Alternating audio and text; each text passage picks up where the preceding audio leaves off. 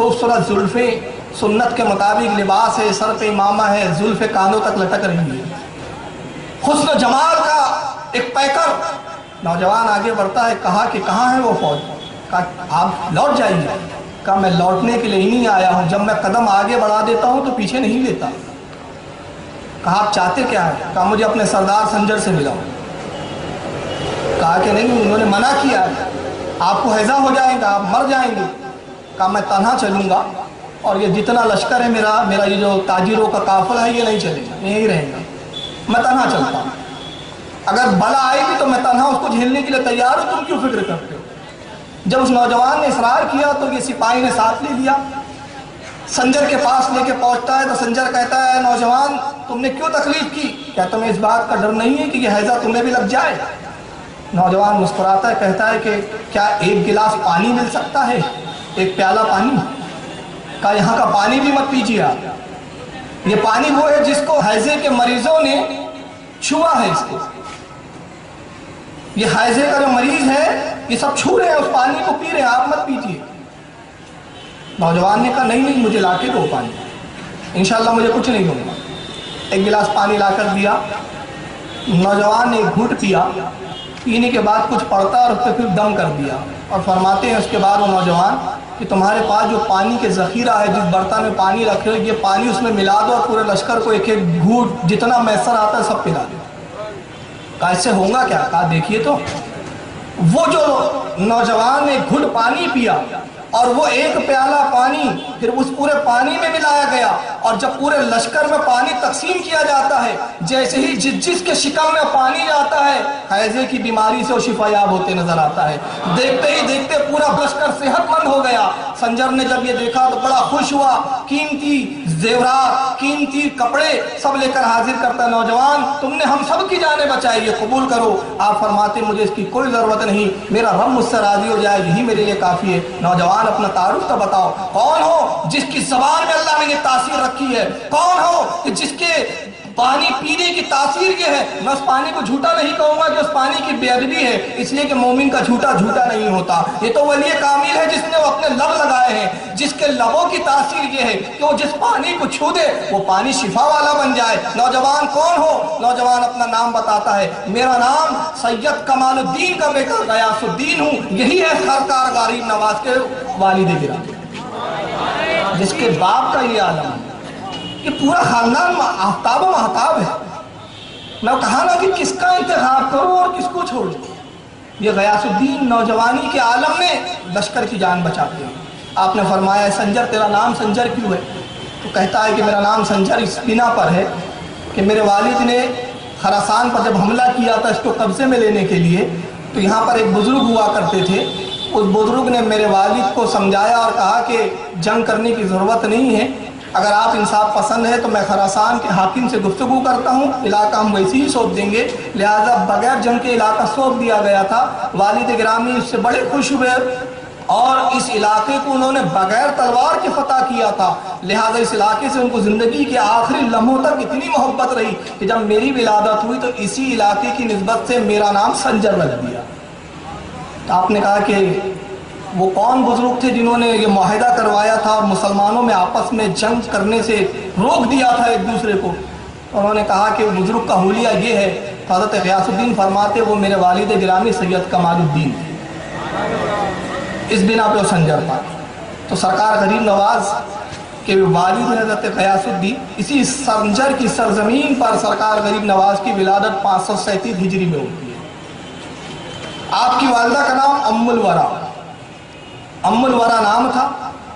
آپ اپنی تمام بہنوں میں سب سے زیادہ حسین اور خوبصورت تھی، اس لیے گھر کے لوگ ماہ نور کہہ کر پکارا کرتے تھے۔ ماہ نور یعنی چاند کی روشنی کی معنی، جس کا حسن چاند کی طرح ہے۔ آپ فرماتی ہے ام الورا، سیر الاقطاب جو ایک کتاب ہے اس کے اندر یہ واقعہ نقل کیا۔ اس کتاب کے مصنف ہیں حضرت علامہ مولانا الشاہ شیخ الاسلام اللہ دیا چشتی رحمۃ اللہ تعالی۔ ان میں جتنے حوالے دے رہا ہوں یہ سب مستند کتابوں سے۔ تو یہ اس کتاب میں فرماتے ہیں ام الورا حضرت خواجہ معین الدین چشتی رحمۃ اللہ تعالیٰ علیہ کی والدہ کا بیان کہ وہ فرماتی جب معین الدین میرے شکم میں آئے تو قسم وحدہ لا شریک کی میں اپنے شکم میں معین الدین کے کلمہ پڑھنے کی آوازوں کو سنا تھا۔ یہ پیدائشی مادر زاد عابد و زاہد ہے۔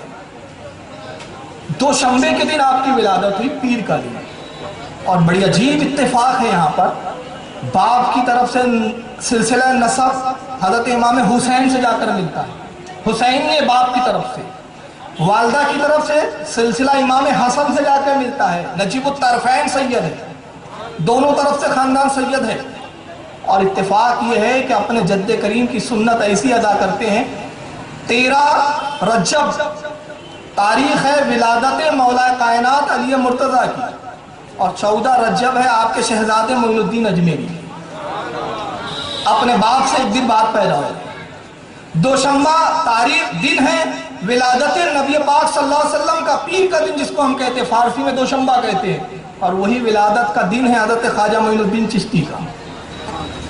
اور رضا اکیڈمی میں اس دن پروگرام ہوا تھا تو میں ایک بات کہہ گیا تھا، دل چاہ رہا ہے کہہ دوں، کیونکہ ہمارے عشق کا مرکز ہے وہ ذات، ہمارے عشق کا مرکز ہے وہ ذات، وہ کون؟ سرکار تاج الاولیاء، سلسلہ چشتیہ کے ہی بزرگ ہے، چشتی سلسلے کی نسبت ہے۔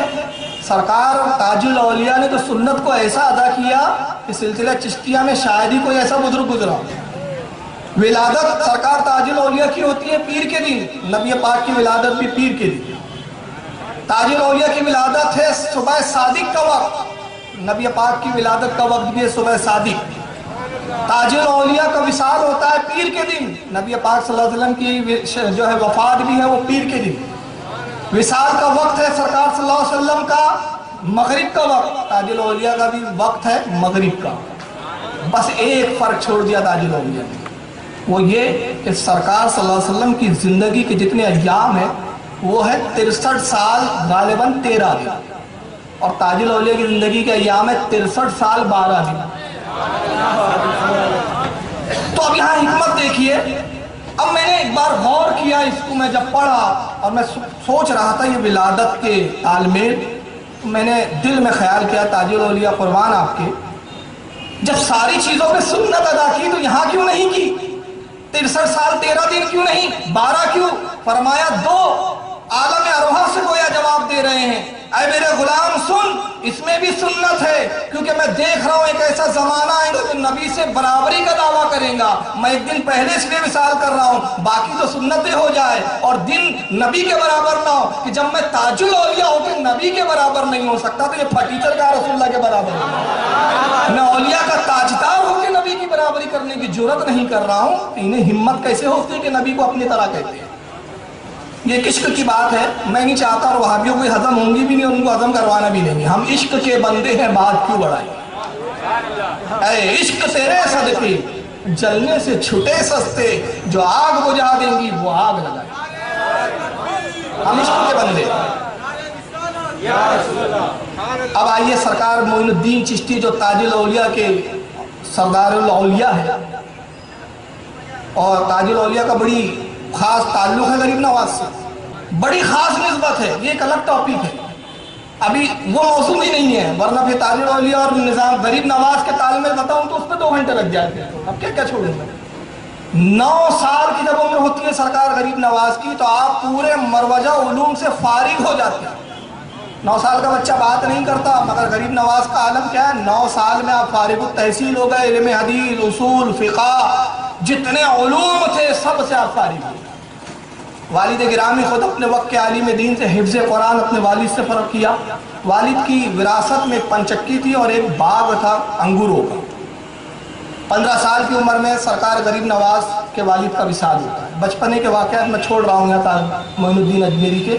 15 سال میں جب وصال ہو گیا، 15 سال کی عمر تھی جب آپ کی، تو والد سے وراثت میں وہ پنچکی آئی جس میں آٹا پیسا جاتا تھا، پانی سے وہ چکی چلتی تھی، اور انگوروں کا باغ۔ اب یہ ایک نئی چیز بتا رہا ہوں اور اس کے لیے میں حوالہ دے دوں سیرت غریب نواز جو حضرت علامہ مولانا عبدالرحیم قادری کی تصنیف ہے، اور حضرت خواجہ محمد بندہ گیسو دراز رحمۃ اللہ تعالیٰ علیہ حضرت نصر الدین چراغ دہلوی سے روایت کرتے ہیں۔ اس میں نقل کرتے ہیں کہ جب غریب نواز 15 سال کی عمر میں باغ میں جب جانے لگے تو آپ کی عادت کیا ہے؟